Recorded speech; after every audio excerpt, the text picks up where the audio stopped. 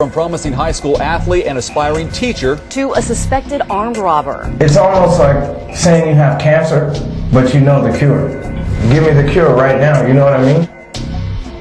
The Spokane police are crediting an alert security guard with spotting a suspected purse snatcher who was preying on the elderly. KXLY 4's Jeff Humphrey joins us live at the 5 Mile Shopping Center. Jeff, detectives think this young man was ready to strike again?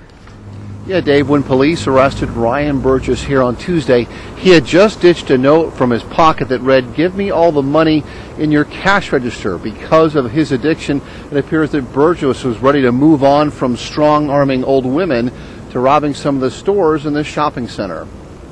I guess you could say I started experimenting, and one thing led to another, and before I know it, I had an addiction. 21-year-old Ryan Burgess is an aspiring teacher who had his career blown off course by the powerful drug Oxycontin.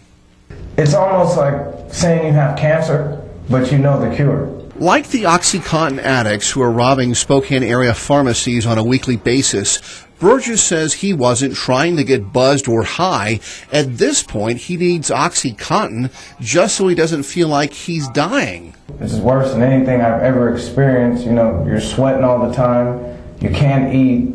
Once you do eat, you're going to throw up if you don't have it. And not having enough Oxycontin just to feel normal prompted Burgess, who really has a marginal criminal history, to start living the life of a criminal. It started with stealing women's purses from their shopping carts. If I saw you shopping and you had a basket and if your hand was on it or if it's wrapped around something, that's out of the question.